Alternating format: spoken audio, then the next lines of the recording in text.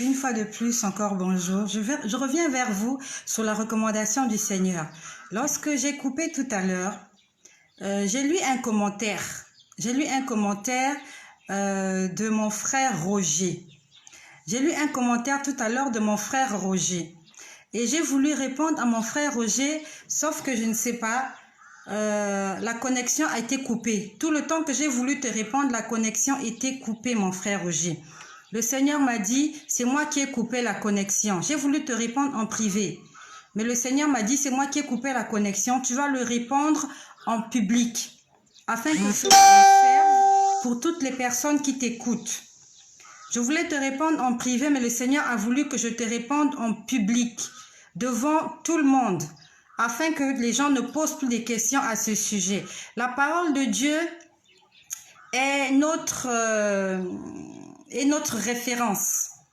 La Bible nous dit, ta parole est une lampe à mes pieds et une lumière sur mon sentier. C'est la parole de l'Éternel qui nous éclaire. C'est la Bible qui nous éclaire. Et le Seigneur me demande de te répondre, mon frère Roger. Toi qui viens de faire un commentaire. J'ai lu ton commentaire. J'ai voulu te répondre en privé. Le Seigneur a coupé la connexion. Toutefois que j'ai voulu te répondre, la connexion était coupée. Le Seigneur m'a dit, tu vas lui répondre en public. Alors, je crois que tu viens de me rejoindre. Le Seigneur est venu me convertir en décembre 2017. Si tu es abonné à cette chaîne, je t'exhorte à aller consulter les vidéos précédentes. Mais sinon, je vais te répondre conformément à la parole de Dieu. Lorsque le Seigneur est venu me convertir, il m'a dit que j'allais en enfer. Merci pour celui qui j'aime. Je ne sais pas qui aime, merci pour celui qui j'aime. Il m'a dit que j'allais en enfer parce que j'étais menteuse, j'étais voleuse et j'étais adultère. Et ce jour-là, je demandais au Seigneur, pourquoi tu m'appelles adultère alors que je suis une femme mariée? Le Seigneur m'a dit, c'était un midi, je me rappelle bien. Il m'a dit, va lire 1 Corinthiens. Va lire 1 Corinthiens.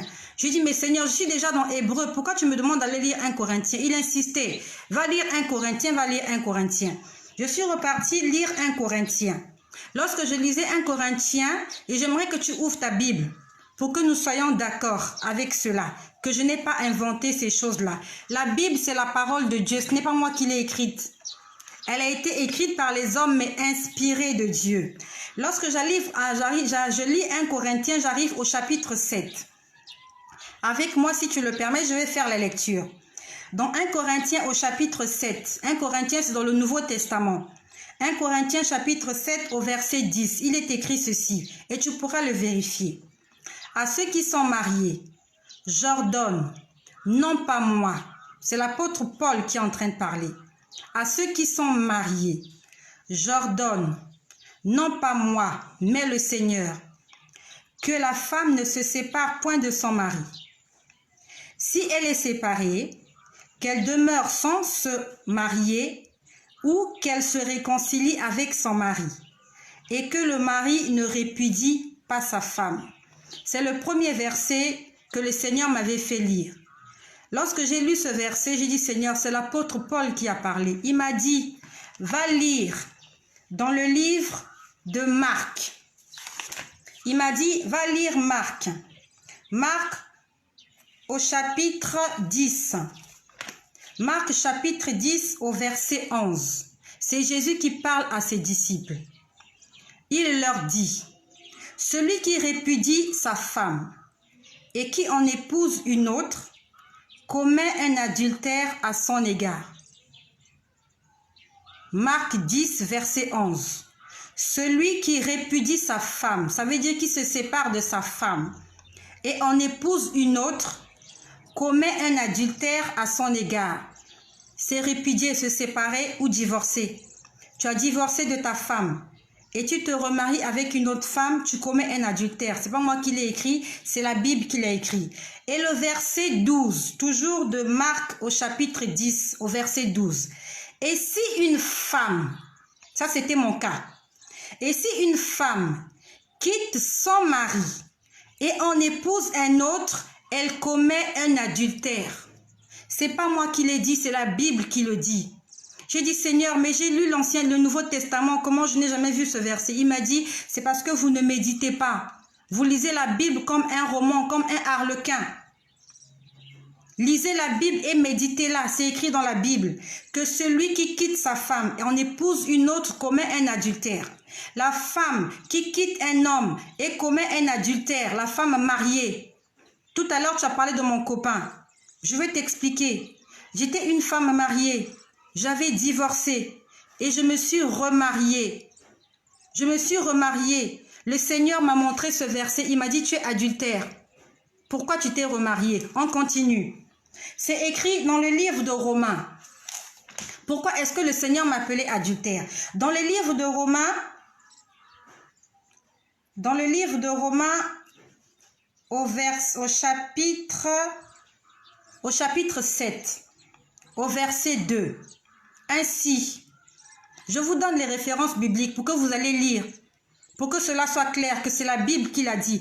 Et la Bible, c'est la parole de Dieu. Et si tu crois en la Bible, alors tu crois que ce qui est écrit là est la vérité. Je suis dans Romains au chapitre 7, au verset 2. Ainsi, une femme mariée est liée par la loi à son mari tant qu'il est vivant. Mais si le mari meurt, elle est dégagée de la loi qui l'a liée à son mari. Si donc, du vivant de son mari, elle devient la femme d'un autre homme, elle sera appelée adultère. Mais si le mari meurt, elle est affranchie de la loi de sorte qu'elle n'est point adultère en devenant la femme d'un autre. Mon cas était, c'est parce que mon premier mariage, mon mari était toujours vivant. N'est-ce pas que lorsque nous allons à la mairie, qu'est-ce qu'on dit? Vous êtes liés par les liens du mariage jusqu'à ce que la mort vous sépare. C'est un pacte, c'est une alliance. Et il n'y a que la mort pour briser cette alliance. Tant que ton mari est encore vivant, même si tu es divorcé, tu te remets en couple avec une autre personne, Dieu t'appelle adultère. Ce n'est pas moi qui l'ai dit, c'est la Bible qui l'a dit. Ce n'est pas un pasteur qui me l'a dit, c'est Dieu qui est venu me le dire dans ma chambre. Tout à l'heure, j'étais dans ma chambre. Ici, je ne suis pas dans ma chambre. Dans la même chambre où je vous ai fait le live de tout à l'heure, c'est là que le Seigneur m'a dit, va lire 1 Corinthiens. Il m'a dit, tu es adultère parce que tu étais marié. Tu t'es séparé de ton mari, même si le tribunal a prononcé le divorce. Mais le fait que cette personne soit toujours en vie, vous êtes toujours liés. Et Romains chapitre 7 vient de nous le confirmer, que du vivant de son mari, si elle devient la femme d'un autre, elle est appelée adultère. Mais si son mari meurt, elle est dégagée de la loi. Dieu ne défend pas de se remarier, mais tu te remaries après le décès de ton ex-femme ou de ton ex-mari. J'ai répondu à ta question, mon frère Roger qui m'a écrit. 1 Corinthiens chapitre 7 verset 10. Marc 10 verset 11.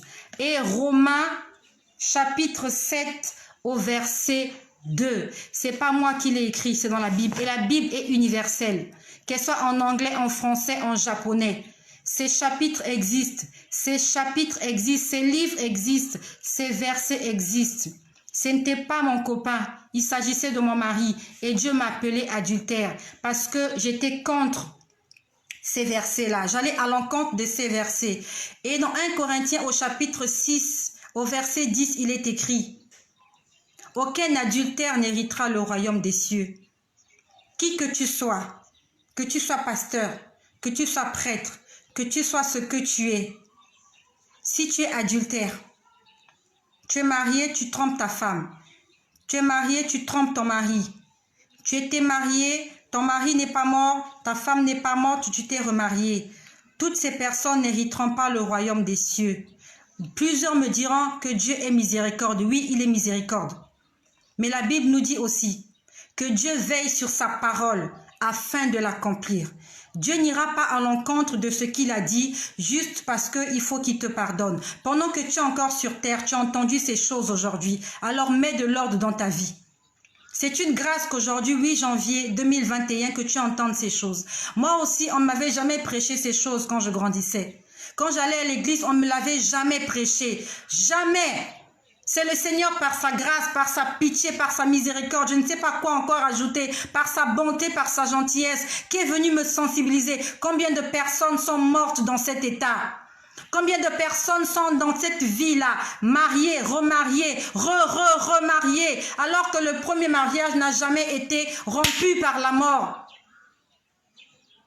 Toi qui aujourd'hui tu as ta femme, si c'est ta première femme, garde-la. Reste fidèle à ta femme. Si c'est ton mari, garde-le.